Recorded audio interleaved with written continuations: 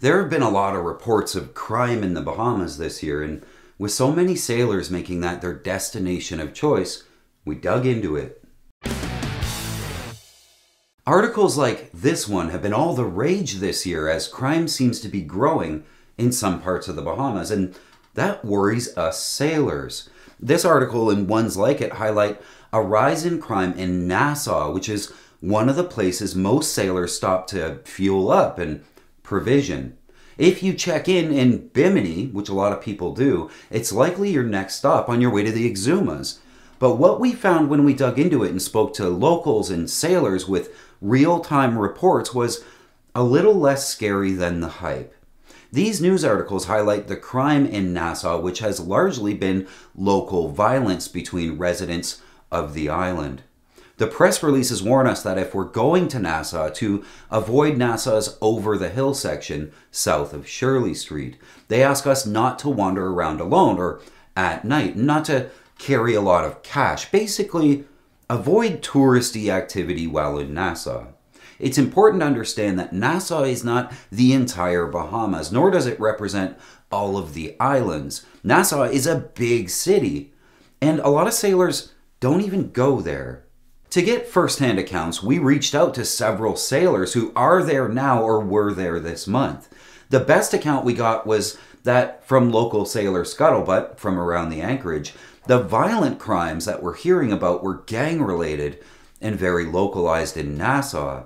The crime was not aimed at sailors, and no sailors have reported witnessing or being involved in any violence. But we were also told most sailors treat Nassau strictly as a provisioning stop.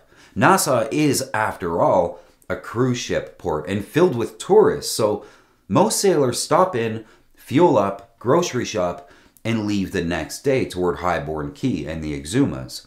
Most cruisers don't really like that touristy vibe in Nassau anyway. We came for the white sandy beaches and snorkeling on the out islands with the other sailors, and most of that happens far away from the tourist hotspots like Nassau and Freeport. A Bahamas representative, M. Williams of the Nassau Cruise Port, said, "The recent U.S. travel advisory has undoubtedly negatively impacted our tourism industry, causing a ripple effect on the local economy. It is important to note that none of the incidents that may have influenced this advisory are related to our boating industry."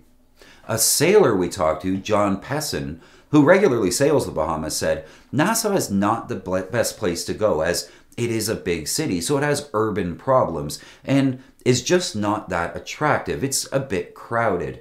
It is unfortunate that most tourists only go to Nassau, either on cruise ships or to the Atlantis Casino. They miss out on the gorgeous outer islands, about 30 of them populated, strung out like jewels over 100 miles of ocean.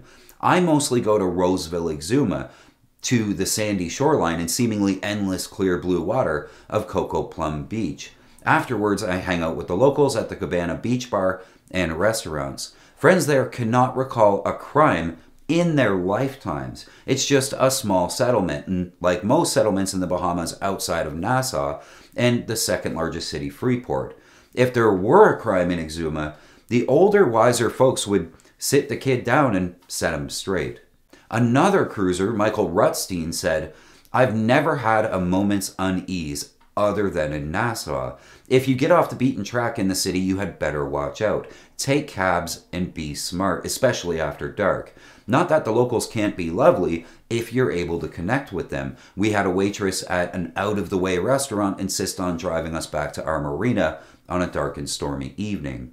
If you're planning on a trip to the Bahamas this year or next, keep a close eye on press reports from the U.S. and Bahamian governments, but also reach out to other cruisers down there right now.